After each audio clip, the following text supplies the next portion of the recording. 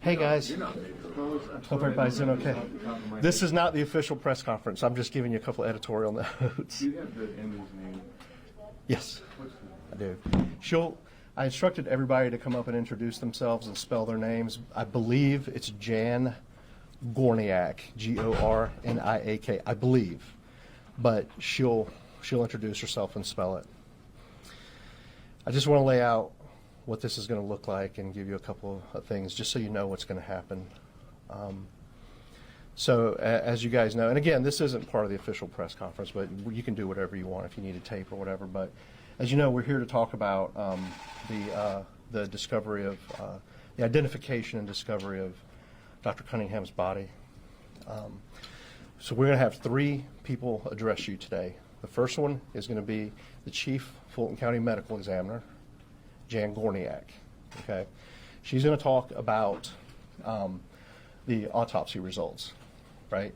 To the best of her ability, it is an ongoing investigation, but she'll explain how he died, right, or what his cause of death was, his manner of death. I'll let her address that. There's a difference between cause and manner of death, as some of you may know. So she's going to talk about that. Then Chief Byron, I think he's an assistant chief or a deputy chief, he'll clarify that, Byron Kennedy with Atlanta Fire Rescue. We'll discuss their role in this. As you know, they did some search and rescue in the Chattahoochee River before the discovery of the body, so they'll discuss that. And they'll discuss the recovery of the body from the Chattahoochee River earlier this week. So that's their role. Then Atlanta Police Department Major Michael O'Connor will take the podium, and he'll discuss the aspect of the missing persons investigation as well as the what happens now, right? Up until today, it's been a missing persons investigation. So that obviously has changed. So he'll discuss what it's changed to, and he'll tell you what we know, all right? So one thing that's incredibly important, and I just ask your patience on this, this is an ongoing investigation, police investigation. So we're not going to be able to answer every question definitively, right? There's some things we're not going to be able to answer. We're not going to be able to answer everything to your satisfaction. I just want to make that clear. I hope you'll be patient on that. Open investigation. It is not closed by any means. So, and you will be able to ask questions of all three. All three of the people speaking today are open to answering questions. What we're going to do, by the way, I forgot to mention this, they're each going to give a brief statement, and then they're going to step aside for the next person. Let's save all questions for last, and you'll be able to ask all 3 of them questions. Do you have any questions for me about how this is going to look? Great. Okay. So, about to get them up here. Thanks, everybody, for being on time. Thank you. It was an accident. Yeah. Spring break traffic. Although let's publicly shame Fox 5. Where are they? Okay. Let's do that. They're not here. Lock the door. No, he still said no. Well, they had one. I don't know. He got lost on the way up. It's 46 here. We usually have to wait on that. I don't think there is an audio board. No, it's on the podium. Audio podium. I figured Everybody's fingers off? Oh.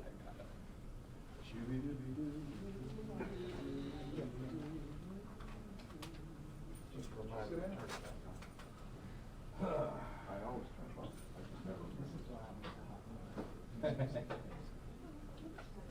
Hey, where are you? Okay. Park anywhere. Did you do that? I know, but it's okay. You could say it's a little bit more dynamic that way. All right. I guess there's no more clips. Probably better over here anyway.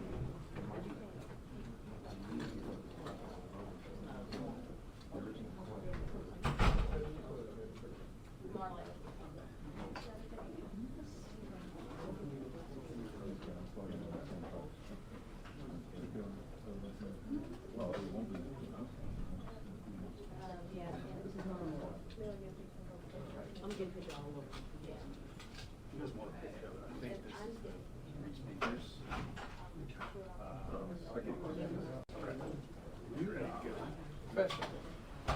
Hey guys, just from an interruption and logistics perspective, is it better to wait? They're like 5 minutes, they're parking.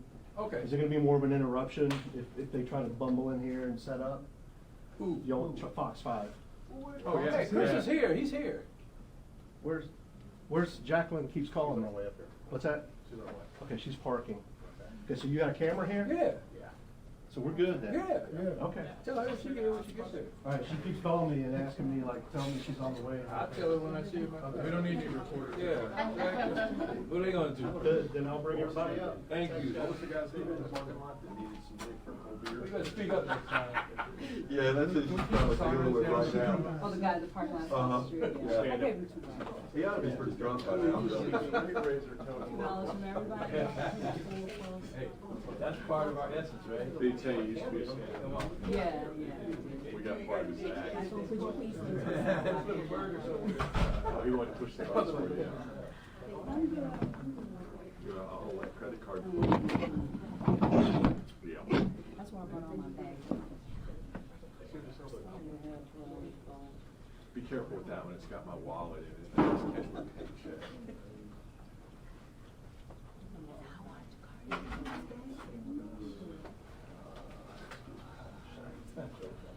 Oh, I'm sure you'll remember real quick.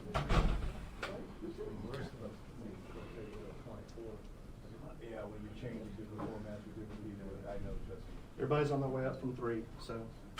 It's easy when it's 1 or 2 people.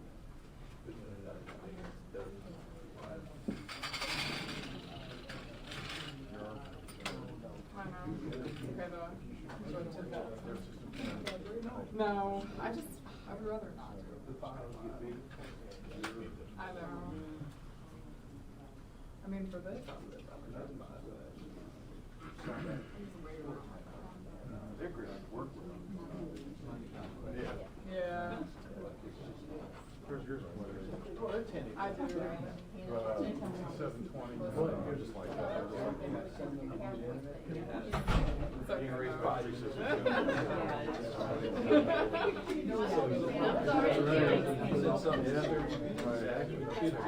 Right. All of the information. You gotta shoot it. The truth is such a We'll shoot it. I'll put it on. Imagine.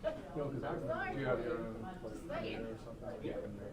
Oh, Oh, yeah, absolutely, yeah, absolutely. I mean, but I know, yeah. Well, yeah. I just send it out. When I know. It's that.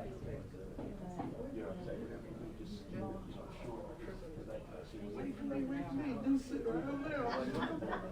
And I know, but see, first we're supposed to.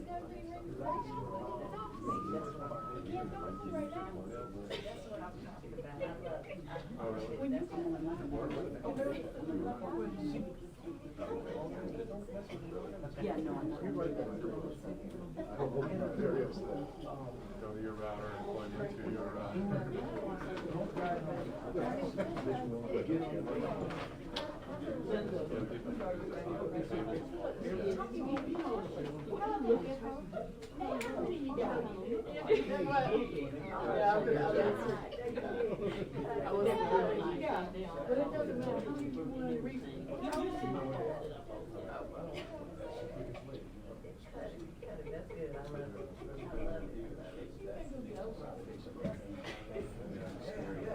Oh, I know, yeah. No, I used to work. I used to. Number one thing. I know how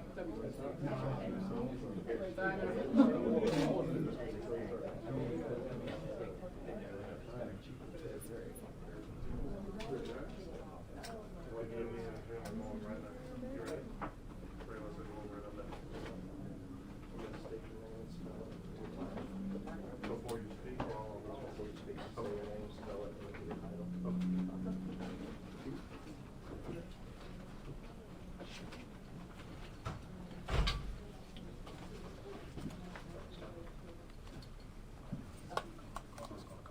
Carlos, you going to go first? We already did. We already did everything, so we're ready to go. Okay, so you're ready to go? Okay. Good afternoon. I am Dr. Jan Gorniak, and that's Gorniak, and I'm the Fulton County Chief Medical Examiner. So today I'm here to tell you about the information about the body that was recovered from the Chattahoochee the other evening. So the body was positively ID'd today by dental records as Mr. Timothy Cunningham. Yesterday, the autopsy was performed, and we had a tentative ID based on body identification marks. So the autopsy was completed yesterday afternoon. There was no signs of any foul play. Right now, the preliminary cause of death is drowning, but since the investigation is still open, we do not have a manner of death as whether it's an accident, or suicide, or anything other than that. I am Chief Byron Kennedy, First Deputy Chief of Atlanta Fire Rescue, second in command. Real quickly, I have a couple of individuals here who are from one of our specialized units. That specialized unit is what we refer to as a swift water rescue team. It's also a dive team as well. Those individuals were deployed to the incident. One of the great things about what we try to do on a daily basis or weekly basis or monthly basis is by getting our personnel, Atlanta Fire Rescue Department, as well as Atlanta Police Department, working together closely, training together just for incidents such as this. I'm going to call up next Sergeant Stafford as well as Sergeant Hofstetter as well. Both of those individuals were on the scene as this took place. Thank you, Chief. Could you both spell your names so we have them on the video? Go ahead. Absolutely. Sergeant Cortez Stafford, Atlanta Fire Department, Public Information Officer, Cortez Stafford. Thank you. I wanted to talk briefly about the Atlanta Fire Department's role in the search and recovery of Mr. Tim Cunningham. Back on February 23rd, the Atlanta Fire Rescue Department did, in fact, search the Chattahoochee River from Marietta Boulevard downstream going south to Donald E. Hollowell Parkway, which is close to where the Mr. Cunningham's body was found. Doing that search back on February 23rd, we did not find any indication or signs of a body being in the river at that time. We did a very thorough search along the riverbanks, both sides of the riverbanks, upstream and downstream, and did not encounter any indication that we discovered a body there. This past Tuesday, we were called out to that same area along Donald E. Hollowell and the Chattahoochee River area for the recovery of a body, and did in fact recover a body from that scene. It was very difficult terrain, very difficult to access the location where Mr. Cunningham was found. It was in a remote area that's not easily accessible by walking trails, by vehicle, or by people just being around there. It was a very technical operation that involved us putting some boats in the water, identifying where the location of the body was, and also maintaining and preserving scene integrity so the Atlanta Police Department could do their job and make sure that the scene was preserved to preserve the investigation. Right now, I would like to bring up Sergeant Hofstetter, who was on that Special Operations Team, Swiftwater Team 11, and he can talk specifically about what it took to remove this body from the river and the difficulty that took. Thank you. Sergeant, if you could also spell your name. Yes, sir. Sergeant Alex Hofstetter. That's spelled Hofstader. One more time. Hofstader. Alex. Yes, sir. ALEX. We were called out approximately 9:30 Tuesday evening for reports of a body found along the banks of a river. As Sergeant Stafford mentioned, we had some real operational challenges. Basically, the area was inaccessible through walking. We had to actually put in about 200 yards upstream. We had to also find a point to launch the boat, which was part of the struggle. There was no easy access to the area, so we deemed it best to deploy our rapid deployment craft, which was very maneuverable. It was the easiest way to get it into the water. And then we also had to deal with some of the challenges of the current and the conditions of the water. All of these made it extremely difficult to gain access to Mr. Cunningham. Do you have any further questions? Why are you focusing on that area? We're going to let Major O'Connor speak Yeah. next. All right. We'll take questions at the end. So. Good afternoon, everyone. My name is Major Michael O'Connor. O'Connor is spelled O''Connor. I'm the Major Crimes Commander for the Atlanta Police Department. That includes our Homicide and Missing Persons Unit. I think as both the doctor and the fire department have indicated, we've located Dr. Timothy Cunningham. This is obviously a major step in the missing persons investigation now that he's been located, and it's likely going to draw mostly to a close the investigation. We do have some other issues that we need to take up, but at this point, we have no indication of foul play involving Dr. Cunningham. We're waiting on an ME's report to be finalized. As she said, she's still going through the information to try and determine, exactly we believe it's drowning, but we want to make sure there's no other indicators or other problems, and we need to see if there's a tox screen that comes back that may tell us something. But, we're waiting on some reports, but largely I want to emphasize that to this point, there's been no indicators of foul play. So that's kind of where we stand right now. I can take questions, but it's also ongoing. So things are fluid and things can change, and we could get some different information, and then we'll be putting out, it'll change the circumstances. But as it stands right now, as a point of emphasis, there's been no foul play indicated to this point where we are right now.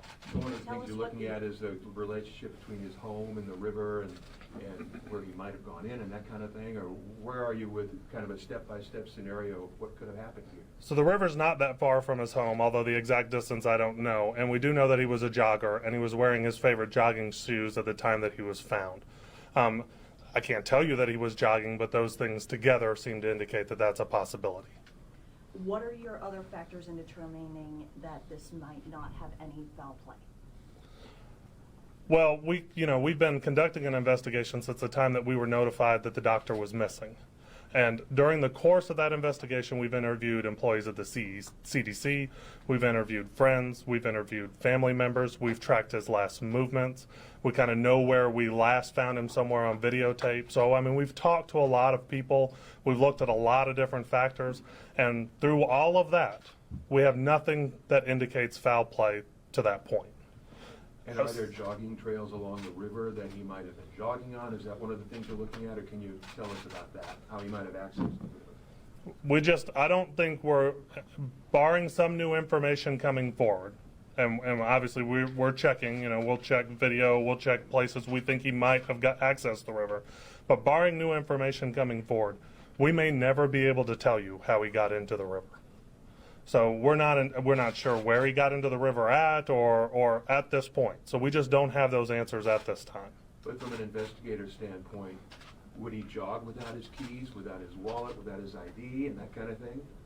Well, I said initially that we found it extremely unusual that he was missing any forms of personal identification as keys. We found that to be an unusual circumstance in a missing person's case, just kind of period. As to his personal habits, I can't say. If he didn't intend to purchase anything, maybe he didn't, need his wallet. I don't really know why he didn't have the things that he had in his pockets. I do know that we recovered 3 crystals from one of his pockets, and he was an avid collector of these kind of crystals or rocks or rare stones, and 3 of them were located in a pocket in his clothing at the time that he was recovered. Can you talk a little bit about who found the body, how you knew it was there, how you knew to look there, and the location of the body in the river? Was it deep in the river? Was it on the river bank? Was it in mud? So I'll let the fire department speak to exactly where he was in relation to the river. How we found out was there were a couple of gentlemen that were fishing, and they notified 911. Can you talk a little bit about fishing? Did they found the body? They pulled the body up? Any more information? They just saw the body and notified 911. Okay.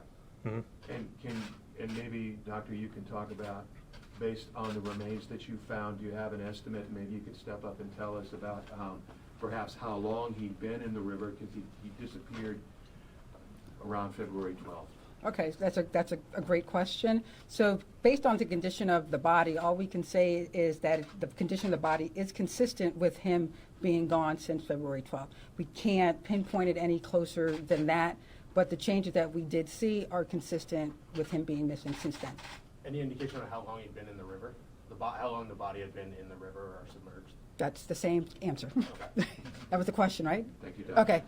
And what initially would indicate that he died from drowning, according to you? Okay, so you know, when we do autopsies and bodies come out of the water, that's on our differential, what can be the cause. So the cause of death in drowning is exclusion, so we exclude everything else. So based on the autopsy, there's nothing else. There's no other trauma on the body that would indicate it'd be anything other than that.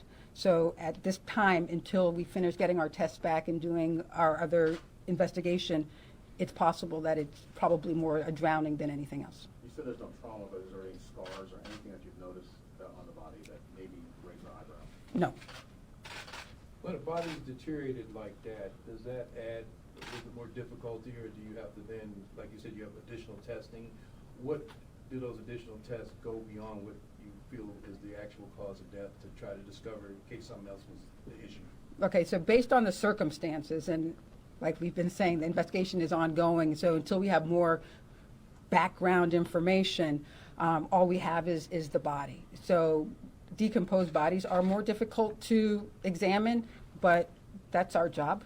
So we can tell post-mortem, after death, anti-mortem, before death type injuries. So by looking at the body, we can tell and distinguish those type of injuries, which there were none. The tests that we do, and we're talking about toxicology testing, on decomposed bodies are difficult, but we do it anyway. So we send different tissues to the lab, and whatever we get back, we get back. But we'll have to look at it in conjunction with everything else that we have. I guess a question, in this case, say this guy, I hate hypothetical, let's say he had a heart attack and then he fell in and then drowned. Is there a way for you to discover that through the discovery of the organs? I'm just curious of how do you look Correct. beyond that? Yes. So, and that would still be a drowning, right? But we don't get into why. Our job is to determine cause and manner and not why. So, but yes, when we do autopsies, we can sometimes see evidence of natural diseases. And in this autopsy, there was no evidence of there was no other natural disease present. So technically, besides being decomposed, it was an unremarkable autopsy. Major, if I could ask you a follow-up question. You have, as part of your investigation, certainly gone through his life and his habits and his friends very thoroughly. What unanswered questions do you still have that you need to answer before you can close this case? That's a good question. We don't really. I think that we feel like we are on really solid footing with everyone. We've talked to everyone we believe that was in his life, that was part of his life, that he worked with, that he was related to, or that he was friends with. I think we've interviewed all of the people, and we feel like we're comfortable with all of the people that we've interviewed, and that we've obtained the relevant information from those parties. So I don't think that we feel like we're missing someone and we need to talk to that person to bring this to closure. I think we felt like we've talked to pretty much everyone of importance in the doctor's life. And so at this stage, we're waiting on some information from the medical examiner's office, or if someone were to bring new information to us that was relevant, then we would obviously look at that. But absent those circumstances, this case will likely close fairly soon. I mean, by fairly soon, within a month or so from being an active investigation.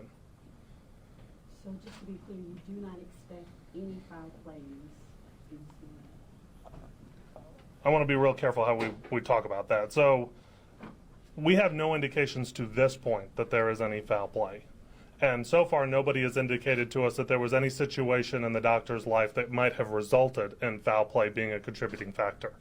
So at this time, we're not expecting that information, but we're open to the idea that somebody could come forth with some information that we have not previously been privy to up to this point. How are you doing with this investigation? You've worked on this case now for almost 2 months, solid. You've dealt with family, you've dealt with friends, people who miss him, people who are grieving and want answers. How do you deal with that? How are they doing? Well, the detective that handles that directly handled the case and the supervisor that was directly involved have several years of experience in the unit. So, you know, they're sharp people, and we feel really confident that they've done a really good job. There's been a lot of people that looked at the case, and it's not been held by 2 people. A lot of people in the office have gone over the information. We've obviously looked at all of the information. Both of them seem to be doing really well. So I don't have any concerns when it comes to the people that have handled the investigation. I think that we've really done a solid job with this case. But in terms from the family's standpoint, it's gotta be difficult news that you have to deliver one way or the other to them. Actually, unfortunately, the medical examiner's office was who delivered that news. Now, we have talked to the family since that time, and yes, like anyone who has lost an immediate family member, they are upset. For the fire search and rescue, can you talk a little bit about how the body was when you found it, where it was located? Was it fully submerged? Was it on the bank of the river? Any details? So the body was found along the bank of the river. I believe it was the western shore of the river going downstream. And it was found face up. It was stuck in a lot of mud as well. And it looks like it had been there in that position for a little while. I say a little while, meaning stuck in that position.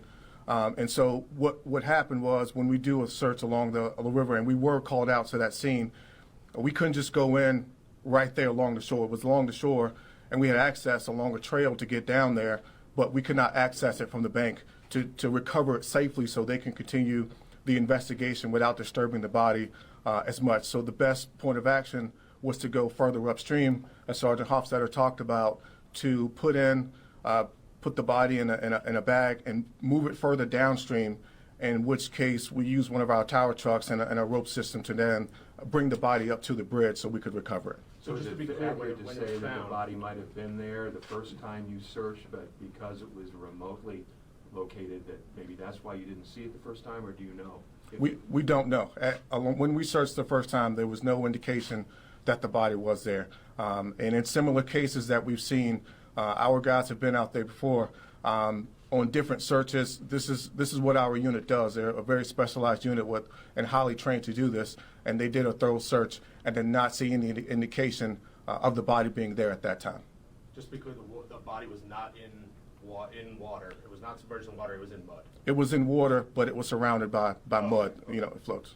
And from your experience in that area, what is the maybe rise and fall based on the rainfall in that area? Is it possible that it could have been covered at that time when you searched, or do you have a recollection of what it was like then condition-wise versus when you actually discovered it or the fisherman came across it? It's a little difficult to tell if the body was there when we searched or not. As I said, the tide, the river level does rise and fall along with rainfall and currents that may come down the river from its point of origin. So there's no way to tell. It could have been there, moved from a different point, hours before, days before. There's just no way to tell due to the rise and fall of the river. So Major, if you could sum up then, I think you've already sort of answered this, but just to be clear, what's next for you and where do you go from here? So we'll do a review of the case file. We'll make sure that we've talked to all the relevant people. We'll just double check everything. We're going to wait on the Emmy's report, the finalized version of the report. As she indicated, there's still some items to do. And then we'll see if any new tips come in. We tend to get a lot of tips directly after a media event like this. If we believe any of those are relevant, then we'll look at those. And then after that, the case will be inactivated. Everyone good? Good. Thank you for coming, guys. Thank you. Thank you.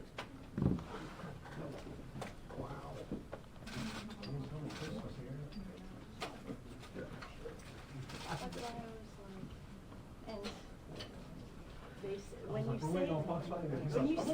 when you say rush. I literally